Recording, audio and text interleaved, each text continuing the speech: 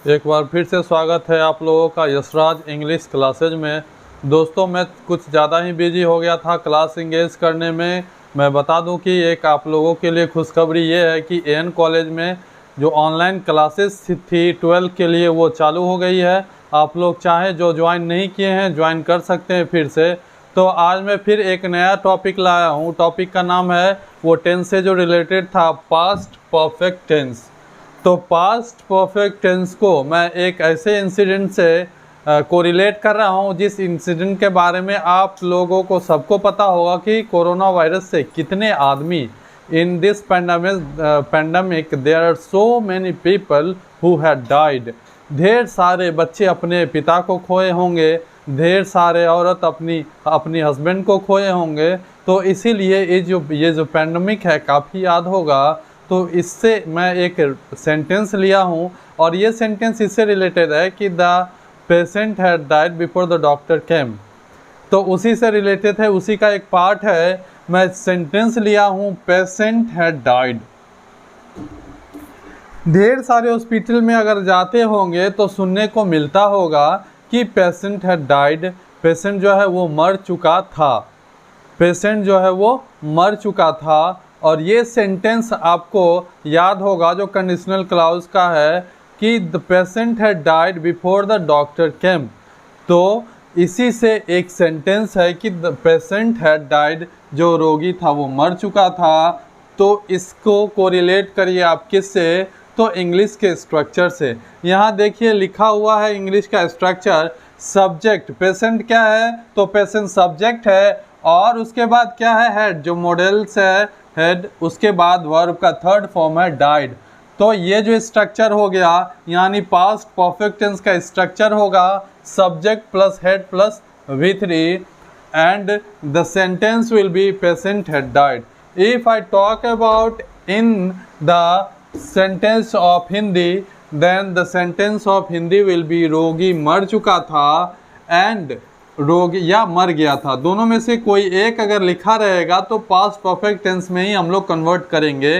रोगी मर चुका था या मर गया था। So now I will talk about the rule. Hindi में क्या रूल है? जिस हिंदी वाक्य के अंत में चुका था, चुके थे, चुकी थी या फिर या थे, ये थे लगा रहे, वह वाक्य पास्ट परफेक्ट टेंस में माना जाता है। जैसे एज यूजुअल हम बताते आ रहे हैं, निगेटिव सेंटेंस के बारे में भी बताते हैं। इंटरोगेटिव में दो टाइप के सेंटेंसेज होते हैं, उसके बारे में भी हम लोग बात करते हैं। तो इसके बाद जो है नेगेटिव सेंटेंस की बात करेंगे। जहां हम लोग हैज़ हैव लगाते थे, कहाँ? तो प्रेजेंट टेंस में, प्रेजेंट परफेक्ट में आप लोग देखते होंगे कि सब्जेक्ट के बाद हैज़ या हैव जो सूट करता था वो हम लोग ऐड कर देते थे। लेकिन हैज़ या हैव का पास्ट फॉर्म क्या होता है? पास्ट टेंस की बात कर रहे हैं, इसीलिए हैज़ या हैव का पास्ट फॉर्म होगा हैड। तो यहाँ हेड हो जाएगा patient had not died. Patient रोगी नहीं मर चुका था या रोगी नहीं मरा था, दोनों में से कुछ आप लिख सकते हैं। दोनों सेंटेंस आपका करेक्ट होगा, रोगी नहीं मरा था या रोगी नहीं मर चुका था। इसके बाद now I will talk about interrogative sentences. In interrogative sentences you have to add had. Had सबसे पहले सब्जेक्ट के पहले लिखना होगा। तो इसका स्ट्रक्चर हो जाएगा head plus subject plus V3। यहाँ जो लिखा हुआ है यहाँ आपका स्ट्रक्चर हो गया head plus subject plus V3 plus object. ये तो हाँ या ना में आंसर आएगा तो इस तरह का स्ट्रक्चर होगा। लेकिन जिस क्वेश्चन का आंसर हाँ या ना में नहीं आएगा तो उसका स्ट्रक्चर किस तरह से होगा? जैसे कि देखिए, रोगी कहाँ मरा था। रोगी कहाँ मरा था, इस सेंटेंस का आंसर हाँ या ना में आएगा? नहीं आएगा।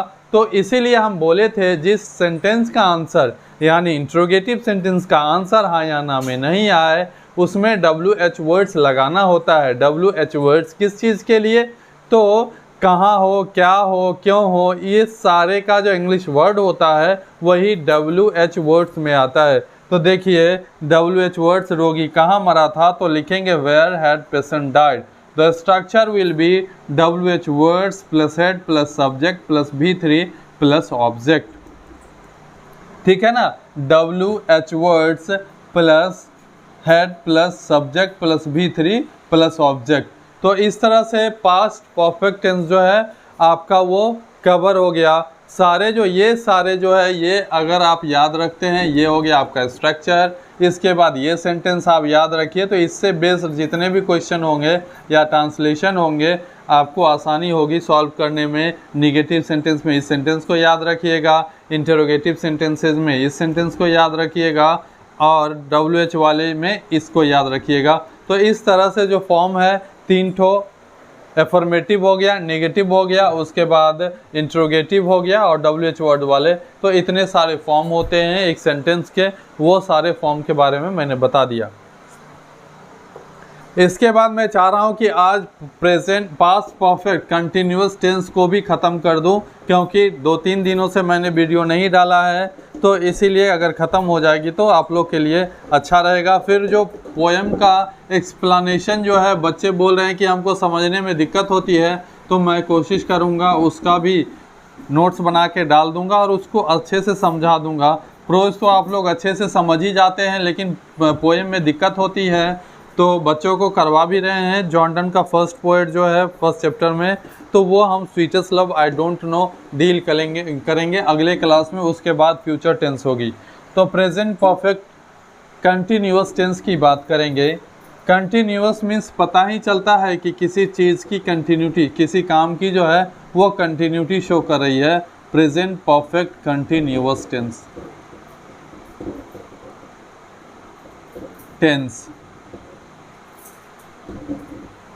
ठीक है, प्रेजेंट परफेक्ट कंटिन्यूअस टेंस। तो हिंदी का कोई भी सेंटेंस जो जिससे आप लोग फेमिलियर है वही सेंटेंस ले लीजिए। तो हम लोग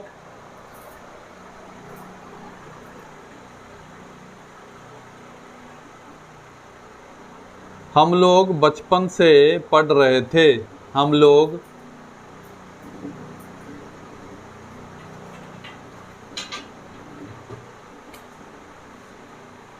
लोग बचपन से पढ़ रहे थे। पढ़ रहे थे, या फिर इसको इस तरह से भी लिखा जा सकता है, पढ़ते आ रहे थे।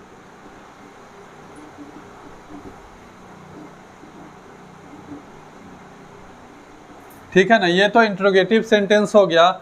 ये कंफ्यूज नहीं होइएगा। इसके बाद जो थे के बाद या तो ये लिखा रहेगा या ये लिखा रहेगा, दोनों बात जो है सेम है। अब ये सेंटेंस काहे लिए, तो देखिए जो बच्चे हैं उनके पेरेंट्स जो बोलते हैं बाबू पढ़ो अब बहुत हो गया, तो बोलते हैं अभी तो लॉकडाउन चल रहा है, हम तो बचपन से पढ़ ही तो रहे हैं।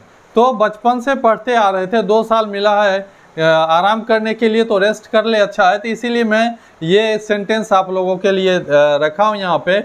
हम लोग बचपन से पढ़ रहे थे, अब 2 साल नहीं पढ़ेंगे तो क्या दिक्कत है। वैसे भी CBSE वाले स्टूडेंट की बात करें तो 10th में भी प्रमोट हो गए, 12th में भी प्रमोट होने वाले हैं, तो इन लोगों के लिए तो खुशखबरी है। लेकिन एक तरह से बच्चे को दिमाग में ये बैठ जाएगा तो बिना एग्ज़ाम दिए हम पास कर रहे हैं, फिर क्या दिक्कत है। लेकिन इससे काम नहीं चलने वाली है, आप लोग को पढ़ना ही पड़ेगा। 12th में नहीं पढ़े हो, लेकिन आप आगे जो है आप अगर सक्सेसफुल बनना चाहते हो तो पढ़ना ही पड़ेगा। तो इसीलिए अभी से आप लोग आलसी मत बनिए, पढ़ाई की ओर ध्यान दीजिए।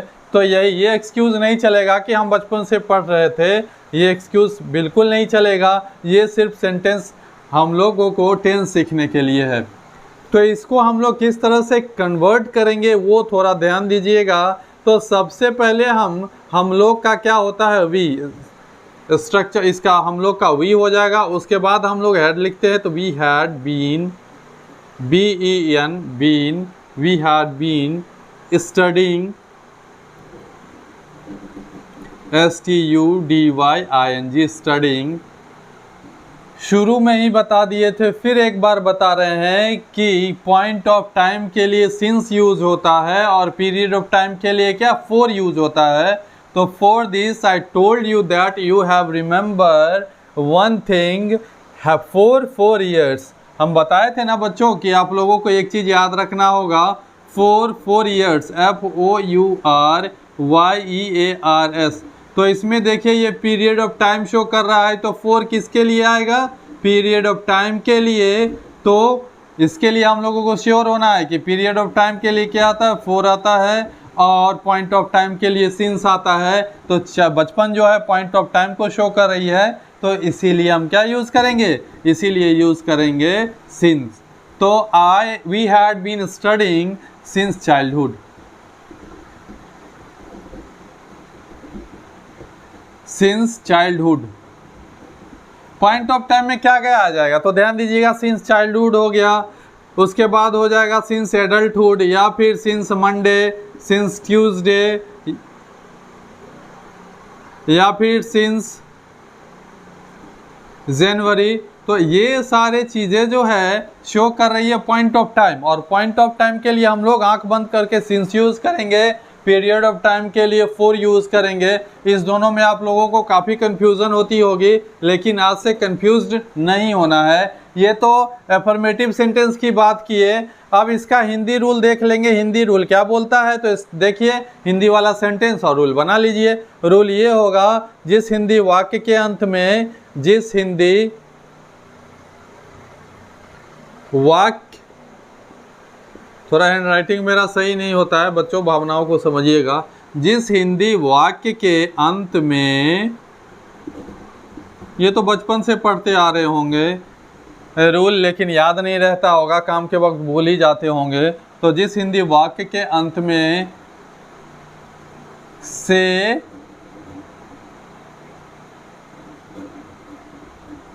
रहे थे, यानी से के बाद वर्ब होगा, से रहे थे, से रहा था,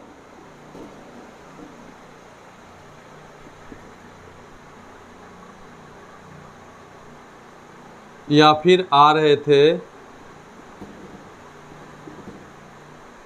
आ रहा था,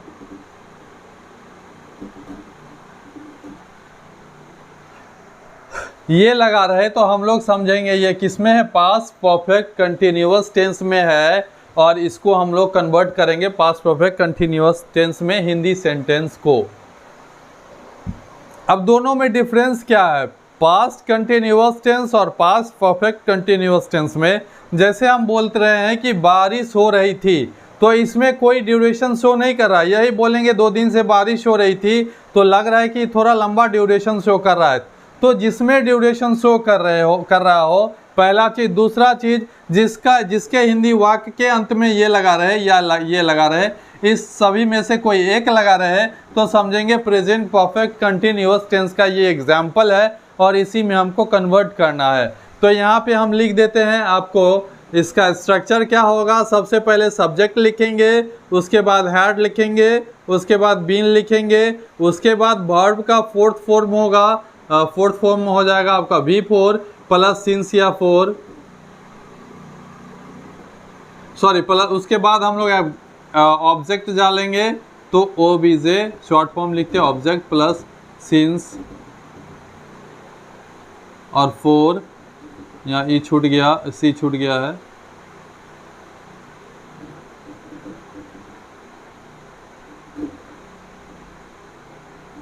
फोर। उसके बाद जो है आपका टाइम पीरियड जो हो वो लिख देना है, यहाँ लिख देते हैं टाइम, समझ जाइएगा। लिखा है स्ट्रक्चर इसका क्या, subject plus had plus been plus V4 plus object plus since oblique 4 plus time period में जो आए या पॉइंट ऑफ टाइम जो सूट करेगा वो डाल दीजिएगा। अब ये तो हो गया अफर्मेटिव सेंटेंस का। इसमें थोड़ा कन्फ्यूजन होगा, निगेटिव सेंटेंस में हैड के बाद नॉट लगाएं या बीन के बाद नॉट, इसमें कोई कन्फ्यूज़न की बात ही नहीं है। जब आप एक बार कॉन्सेप्ट समझ जाइएगा, कॉन्सेप्ट समझिए। अगर हमको निगेटिव सेंटेंस बनाना है तो सबसे पहले हम हेल्पिंग वर्ब ढूंढेंगे। इज एम आर कहीं है, नहीं है, इसको हटाइए। वाज वेयर कहीं है सेंटेंस में, नहीं है, हटाइए। हैज हैव है, नहीं है, इसको भी हटाइए। हैड है, हाँ हैड है, देखिए हैड है। तो इसके बाद यानी मॉडल्स के बाद या हेल्पिंग वर्ब, ये है हेल्पिंग वर्ब, ये हेल्पिंग वर्ब हो गया आपका, ये हेल्पिंग वर्ब हो गया, ये मॉडल्स हो गए, ये मॉडल्स हो गए। तो मॉडल्स के बाद जो है जस्ट बाद हम लोग क्या करेंगे, निगेटिव वर्ड जोड़ देंगे तो निगेटिव सेंटेंस बन जाएगा। बाकी जो चीज़ है उसको एज इट इज़ छोड़ देना है। जैसे देखिए एग्जाम्पल में वी, निगेटिव सेंटेंसेस के थोड़ा सेंटेंस लंबा हो जाएगा, समझिएगा लेकिन इसको नेगेटिव सेंटेंसेस। स्ट्रक्चर मैं बोल दूंगा, लिखूंगा नहीं क्योंकि थोड़ा लंबा हो जाएगा। इसका देख लीजिए क्या हो जाएगा sentence. We had not been plus नहीं, we had not been studying था ना, हाँ, not been studying since childhood. कितने बच्चे बोलेंगे नहीं मैं बचपन से तो नहीं पढ़ रहा था, मैं तो 5 साल के बाद पढ़ा। तो we had not been studying since childhood. Now it's structure will be, first of all you have to write down subject, here is subject plus modals, और you can write had plus negative word not plus been plus V4 plus object plus since oblique 4 plus point of time और period of time. ठीक है ना। Subject structure एक बार और मैं बोल देना चाह रहा हूँ। स्ट्रक्चर हो जाएगा, लिख ही दो, क्या लिख ही दे रहा हूँ, subject plus had plus not plus been plus V4 plus since oblique 4 plus time लिख देता हूँ, आप लोग समझ जाइएगा। टाइम में जो आए, टाइम पीरियड हो या पॉइंट ऑफ टाइम, वो आप लोग डिसाइड करके लिख दीजिएगा। ये तो नेगेटिव सेंटेंसेस की बात हुई। अब हम बात करेंगे इंट्रोगेटिव सेंटेंसेस की। इसमें भी वही फॉर्मेट आप अपनाइएगा। कौन सा तो मैं फिर से बता दे रहा हूँ, 1 मिनट ध्यान दीजिएगा। इंट्रोगेटिव सेंटेंसेस देखिए, इंट्रोगेटिव सेंटेंसेस की अगर बात करें तो इसमें आप लोग फिर कंफ्यूज्ड हो जाइएगा कि हैड बाहर आएगा कि हैड बीन, दोनों साथ में ही बाहर आएगा। एक क्वेश्चन आप समझिए, एक क्वेश्चन देखिए, जैसे हम लिखते हैं राम इज ए बॉय, इसमें क्या करेंगे, हेल्पिंग वर्ब को बाहर कर देंगे। तो इसी को अगर हम लिखें इज राम अ बॉय, तो क्या हो गया, ये इंट्रोगेटिव सेंटेंस हुआ। देखिए is Ram a boy interrogative sentence हो गया। तो क्या किए, जो था बाकी को एज इट इज छोड़ दिए, सिर्फ हेल्पिंग वर्ब को बाहर कर दिए। ठीक है। अगर हम लिखते राम हैड ए कार, देखिए इसमें अगर इंट्रोगेटिव सेंटेंस बनाना होगा, हेड बाहर कर देंगे, बाकी एज इट इज रह जाएगा, साइन ऑफ इंटरोगेशन। क्या हुआ, हैड राम ए कार, क्या हो गया, या ना इंट्रोगेटिव सेंटेंसेस। तो इसी तरह से हम लोग इसमें भी हेड को बाहर कर देंगे। हेड क्या है, मॉडल्स है, बाकी को एज इट इज छोड़ देना है, कोई कंफ्यूजन की बात नहीं है। तो had we been studying since childhood,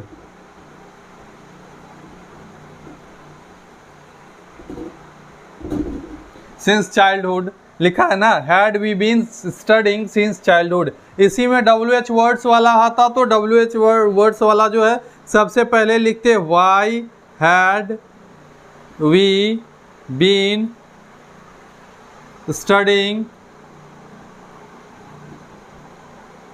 since childhood.